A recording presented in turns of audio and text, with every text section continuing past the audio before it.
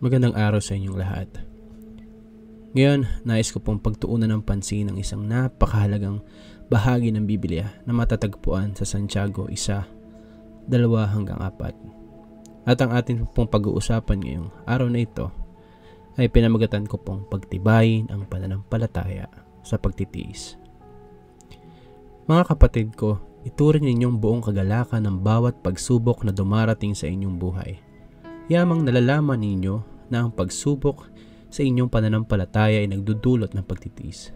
At ang pagtitiis ay magkakaroon ng ganap na gawa upang kayo'y maging buo at walang kulang. Sa mga talatang ito, ipinapaalala sa atin na Santiago ang isang katotohanan na mahirap tanggapin ngunit napakahalaga para sa ating espiritual na paglago.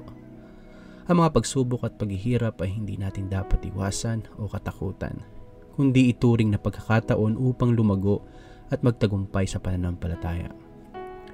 Pagsubok at kagalakan. Unang-una, itinuturo sa atin ni Santiago na dapat nating ituring na buong kagalakan ang mga pagsubok. Mahirap gawin ito, hindi ba? Lalo na kapag tayo dumaranas ng sakit, pagkawala o pagkatalo. Pero ang kagalakan na tinutukoy ni Santiago ay hindi kagalakan dahil sa hirap, kundi kagalakan na nagmumula sa kaalaman na ang bawat pagsubok ay may layunin sa ating buhay. Bawat pagsubok ay may dahilan. Hindi tayo pababayaan ng Diyos sa gitna ng ating mga pagsubok. Sa halip, ginagamit niya ang mga ito upang tayo magpatuloy sa paglago at pagkatuto. Ang pagtitiis at tambungan nito. Sinabi ni Santiago na ang pagsubok sa ating pananampalataya ay nagdudulot ng pagtitiis. Ang pagtitiis ay hindi lamang pagtanggap sa mga pagsubok, kundi ang pagpapakita ng lakas at katatagan sa kabila ng lahat ng ito. Ang pagtitiis ay isang mahalagang katangian ng isang Kristiyano. Habang pinapalakas tayo ng Diyos sa mga pagsubok, natututo tayong magtiis at magtiwala sa Kanya. Ang pagtitiis ay hindi lamang tungkol sa pagdaan sa mga pagsubok, kundi tungkol din sa pagkakaroon ng positibong pananaw at pagtanggap sa mga kalooban ng Diyos. Ang pagtibay ng buo at walang kulang. Ang layunin ng Diyos sa mga pagsubok ay upang tayo ay maging buo at walang kulang.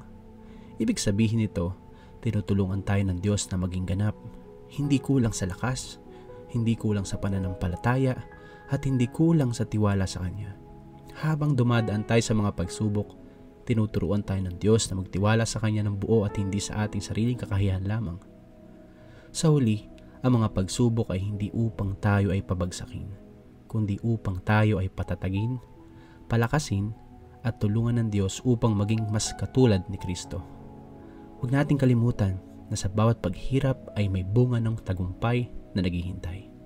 Sa bawat pagtitiis, tayo lumalapit sa pagiging buo, ganap, at tagumpay sa ating pananampalataya.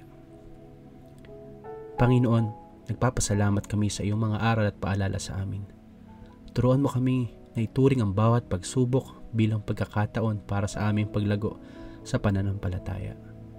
Bigyan mo kami ng lakas at pagtitiis upang magpatuloy sa landas na itinaguyod mo para sa amin. Gabayan mo kami upang maging buo at walang kulang sa aming pananampalataya. Sa pangalan ni Jesus. Amen.